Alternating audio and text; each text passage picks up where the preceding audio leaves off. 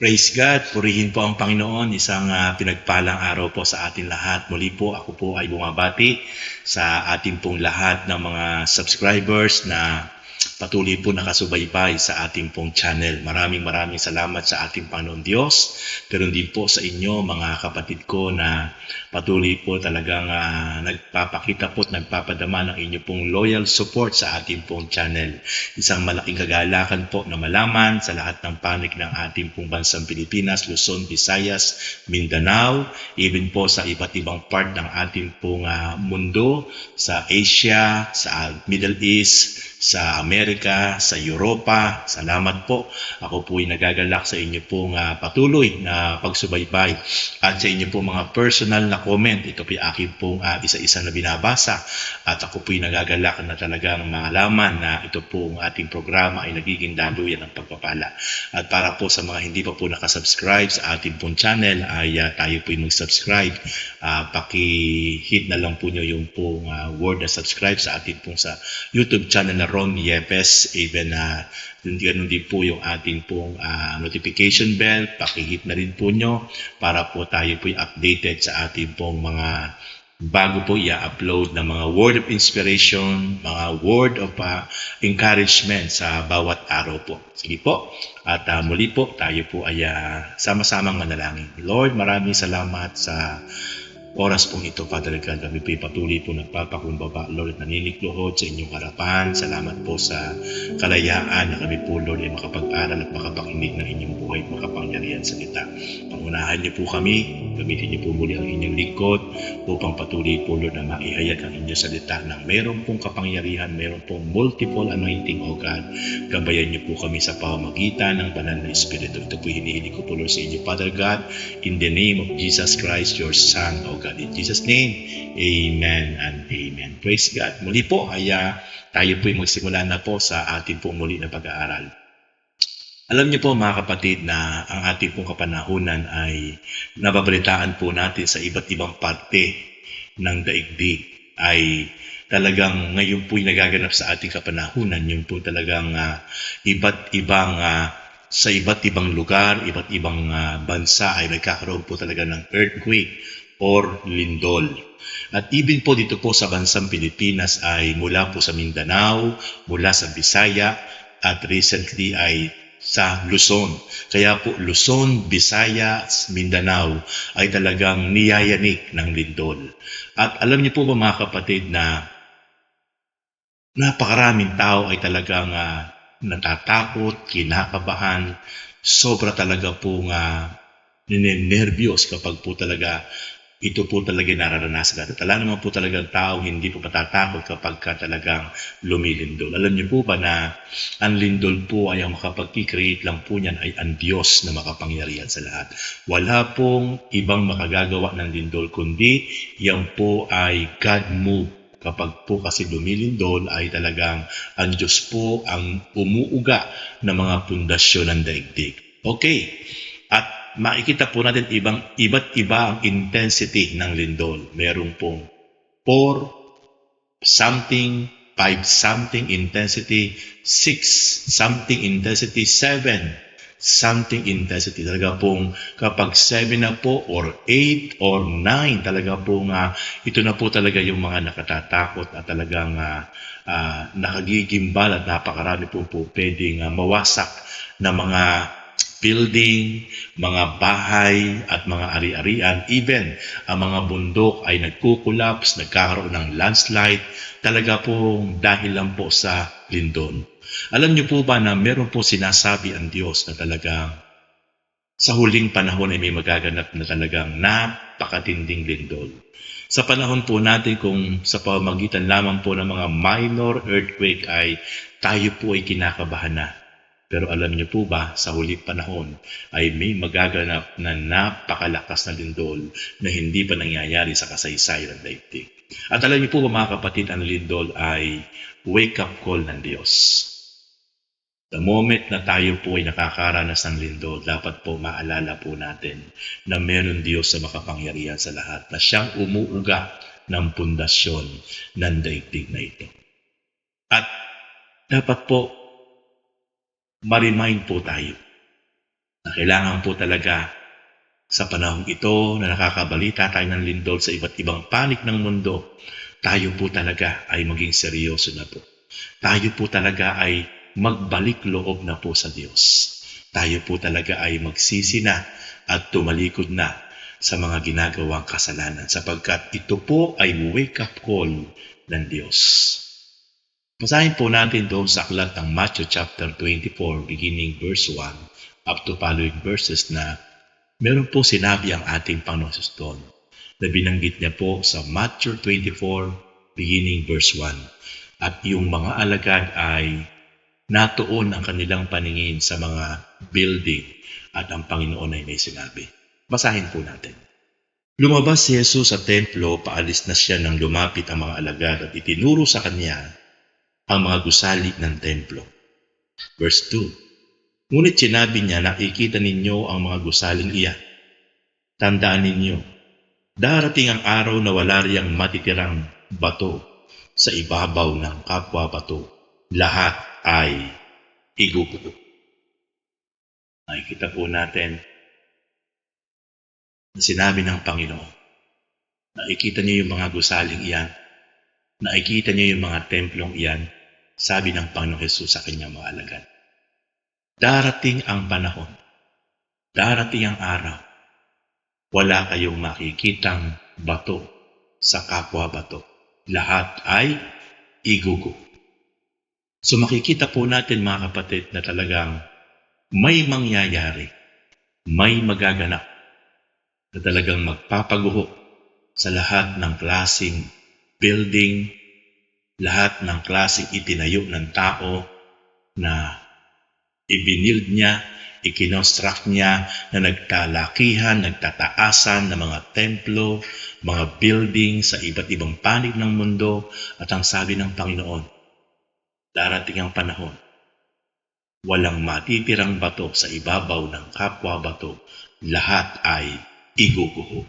So, kung pag-aaralan po natin ang binanggit ng ating Panginoon, siya po'y hindi nagbibiro. Yan po'y kapahayagan ng ating Panginoon at mangyayari po yan sa darating na panahon. Gaano po kalakas yan? Yung sinasabi ng Panginoon na yan na walang makikitang bato sa ibabaw ng kapwa bato, lahat ay iguguho. At ang magpapaguho po dyan ay isang napakalakas na lindol na hindi pa nangyayari sa kasaysayan ng sangkatauhan at ito'y minsan lang mangyayari. Kaya po, kapag dumating po yung panahong ito, nawa ang bawat isa po sa atin ay tunay na talaga naging marugtog ang ating pananampalataya, pagsunod. Nawa ang lahat ng tao ay nakapagbalik loob na sa Diyos, nakapagsisi na sapagkat nakapangingilabot na maranasan ang ganitong kalakas na lindol sa panahon ng tao ay hindi pa tunay na nagsusuko ng kanyang buhay, hindi pa nagsisisi sa kanyang kasalanan at hindi pa nagbabalik loob sa ating Panginoon Diyos. Puntahan po natin ang Revelation o aklat ng pahayag chapter 16 para makita po natin yung sinasabi ng Panginoon na talagang ito'y magaganap. Sa aklat po ng pahayag chapter 16 verse 18 up to following verses atin pong basahin. Kumidlat, kumulog at lumindol ng napakalakas. Ito ang pinakamalakas na lindol sa buong kasaysayan ng sangkatauhan. Talagang napakalakas. Verse 19, nahati sa tatlong bahagi ang malalaking lungsod at nawasak ang lahat ng lungsod sa buong daigdig. Hindi nakaligtas sa parusa ng Diyos ang tanyag na Babylonia. Pinainom ito ng anak ng kanyang matinding puot. Napawi ang lahat ng pulo, gumuho ang lahat ng bundok. Ito po ang malaking katotohanan. Mababasa po natin sa aklat ng pahayag chapter 16 beginning verse 18 to 20.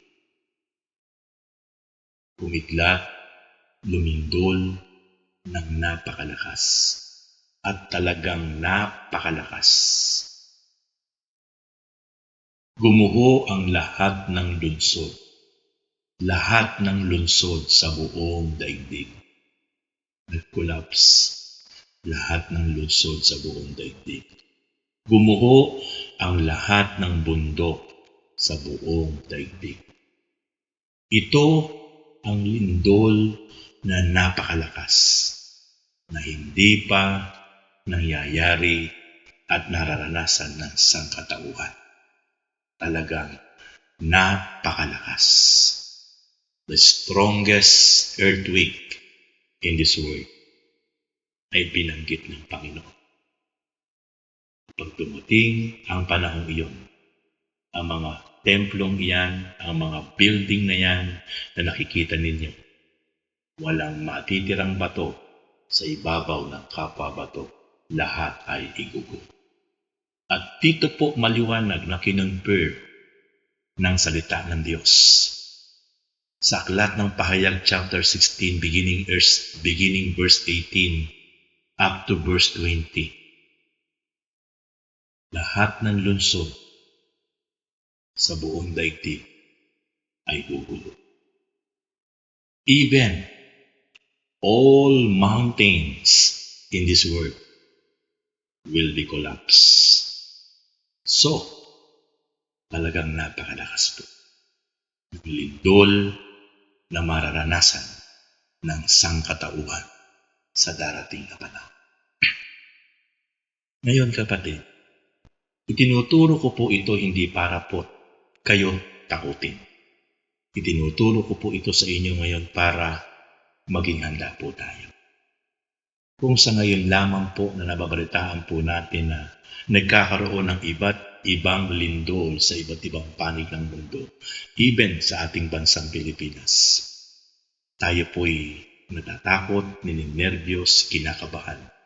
How much more yung binabanggit ng Panginoon sa darating na panahon na napakalakas na lindol na hindi pa nararanasan ng sangkatauhan. At napakaliwanag po ang binabanggit ng Bible. Lahat ng lungsod sa buong daigdig ay guguho. Lahat ng bundok sa buong daigdig ay guguho. Can you imagine kung gaano ito kalakas? Kaya mangyayari yung sinabi ng Panginoon Hesus. Walang matitirang bato sa ibabaw ng kapwa bato.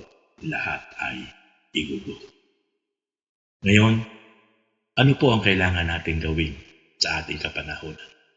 Ang kailangan po natin gawin, panahon na, para po tayo totoo talaga magbalik loob sa Panginoon.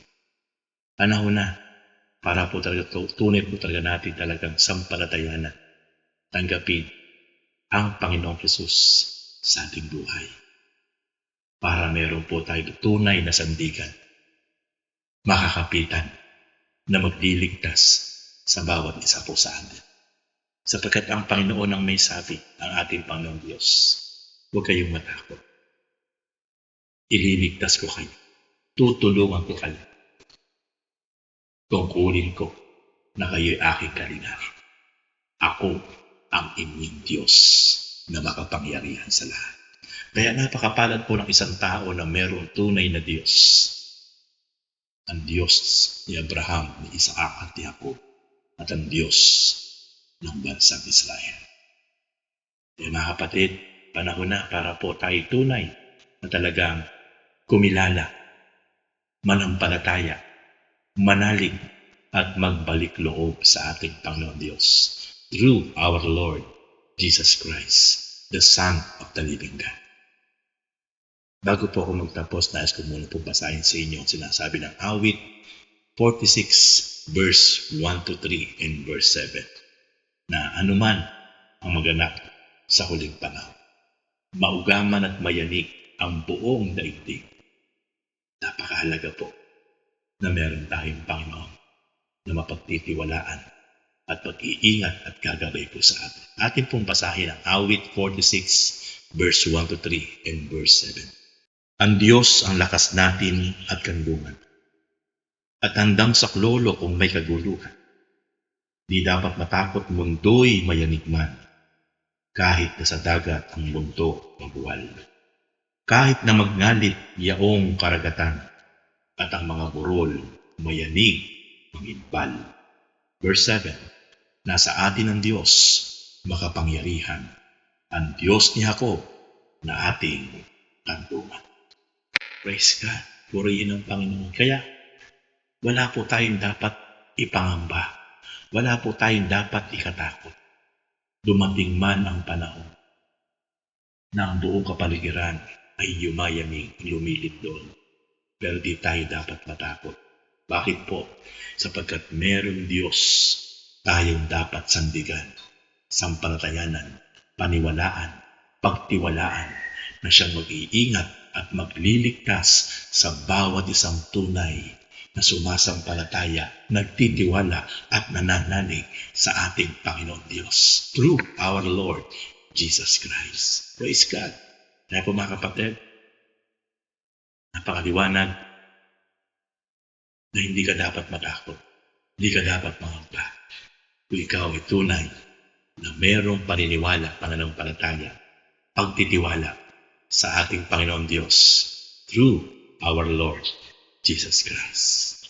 Kapatid, ito muli si Pastor Ron Yepes nagsasabi na walang bagay na mahirap sa ating Panginoon Diyos.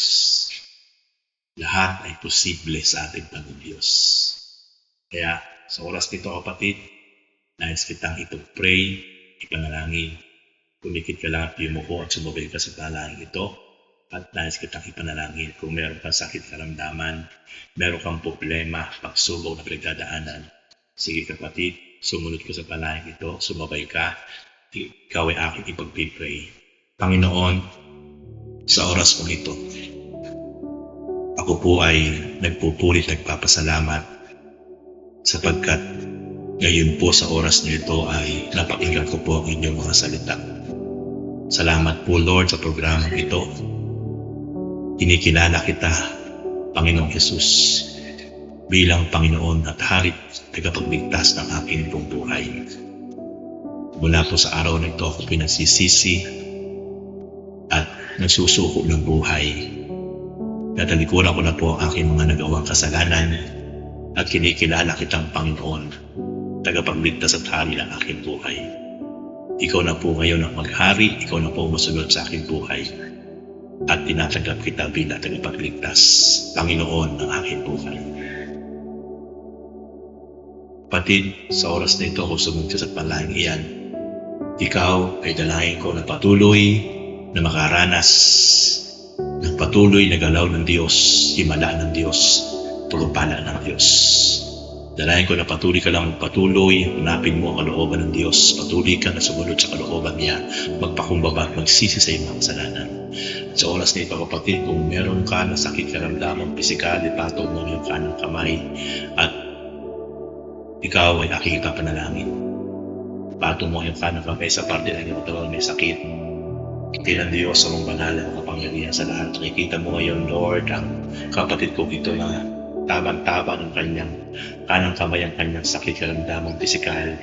Lord, hiling ko pagdalangin, Father God, you are the great healer, you are the great doctor. Dalangin ko po Panginoon patuloy, Lord, hallelujah. Idaloy niyo po, Lord, Panginoon, ang kagaling at himala, Panginoon, complete healing, instant healing, miracles, O God, maranasan po namin kapatid. In Jesus' name, hallelujah. Out all kinds of sicknesses and diseases, out in Jesus' name. At patuloy po, Lord, maranasan niya right on the spot ngayon, Lord, ang miracles and healing, breakthrough sa kanyang buhay. In Jesus' name. At Lord, dalayan ko po sa inyo, Panginoon, lahat na may mga problema, pagsubok sa kanyang relasyon, sa kanyang pamilya, sa kanyang negosyo, o ano pa man Panginoon ng kanyang mga kabigatan sa buhay, mga pag-abot sa kanyang isip at puso. Dalayan ko po Father God, Panginoon Lord, that the spirit of breakthrough, Lord God, maranasan niya. The spirit of provision, O God, Lord, maranasan niya, Panginoon God. At kayo po ang patuloy, Lord Panginoon, na maparangalan niya sa kanyang buhay na mangyayari po sa ngayon, Lord, na favor and provision, Lord God, right now. Thank you po, Lord. Pinupuri ko po, napasalamatan ko po kayo, Panginoon God, sa oras nito. Salamat sa inyong galawang pagkilos. Ito po ang aking dalangin sa buhay ng bawat isang taga-subaybay ngayon na sinunod at nanalangin at itiwala sa inyong kapangyarihan. In Jesus' name, amen and amen. Praise God. Muli po, maraming salamat at sa lahat po hindi pa po nakasubscribe sa ating pong channel ay kayo po mag-subscribe na sa Pastor Ron EFS at kayo din po ay i-hit nyo po yung notification bell para update po kayo sa ating po mga i-upload na mga word of inspiration araw-araw. And then, sa lahat po ng tatanong na ating pong church na gusto pong pumunta ng personal sa ating church ay ito po ay located at Malipampang, San Ildefonso, Bulacan, formerly Princess Rica Resort. Search nyo lang po sa Waze yung pong Malipampang, San Ildefonso, Princess Rica Resort. Nasa Waze po yan. At makakatina po kayo dito sapagkat marami pong nagtatanong kung saan po yung location po natin para hindi na po kayo nagtatanong. At kung gusto nyo po na pumunta po pumasyal dito po sa ating pong main church ay you're welcome po. Isang ikagalakan na kayo po ay makapasyal at makadaupang palad po ng inyong lingkod ng personal. Maraming salamat po. God richly bless you.